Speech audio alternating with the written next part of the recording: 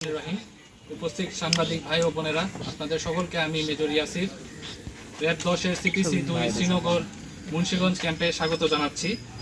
Rapid action battalion RAB ডাকাতি, চাঁদাবাজি, হত্যা, ছিনতাই, অপহরণ ও প্রতারণা সহ বিভিন্ন অপরাধে জড়িত ব্যক্তিদের গ্রেফতার করে সাধারণ জনগণের আস্থা অর্জন করতে সক্ষম হয়েছে। একই সঙ্গে বিপুল পরিমাণ অস্ত্র, গোলাবারুদ, অবৈধ মাদক, সকল ধরনের প্রত্নতাত্ত্বিক নিদর্শনসমূহ পাচার চক্রের সক্রিয় সদস্যদের গ্রেফতার করে র্যাব দেশের আইন শৃঙ্খলা রক্ষায় প্রশংসনীয় অবদান রাখছে।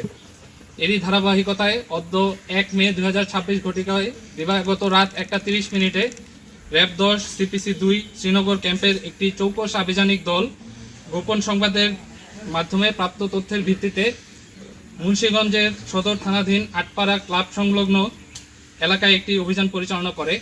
উক্ত অভিযানে 141 কেজি ওজনের একটি কালো রঙের প্রাচীন দুর্লভ কোষ্ঠী পাথরের বিষ্ণু মূর্তি, যার অবৈধ বাজার মূল্য 1,50,00,000 টাকা সহ 2 জন কোষ্ঠী পাথর পাচারকারীকে গ্রেফতার করা হয়। উদ্ধারকৃত কোষ্ঠী পাথরের বিষ্ণু মূর্তিটির দৈর্ঘ্য আনুমানিক 50 ইঞ্চি এবং প্রস্থ 24 ইঞ্চি। গ্রেফতারকৃত ব্যক্তিদের নাম: মোহাম্মদ ইদ্রিস চোকদার, পিতা মৃত আজাহার চোকদার, সাং লক্ষ্মীপুর ফকিরা, থানা কালকিনি, জেলা মাদারীপুর, এবং দ্বিতীয় মোহাম্মদ আনোয়ার হোসেন, পিতা মৃত জালাল হোসেন, সাং সোনারং, থানা টুঙ্গিবাড়ি, জেলা মুন্সিগঞ্জ বলে জানা যায়। এ সময় আটককৃত ব্যক্তিদ্বয়ের নিকট হতে তাদের ব্যবহৃত মোবাইল ফোন জব্দ করা হয়। প্রাথমিক জিজ্ঞাসাবাদে জানা যায় যে গ্রেফতারকৃত ব্যক্তিদ্বয় মূর্তি পাচারকারী চক্রের সদস্য।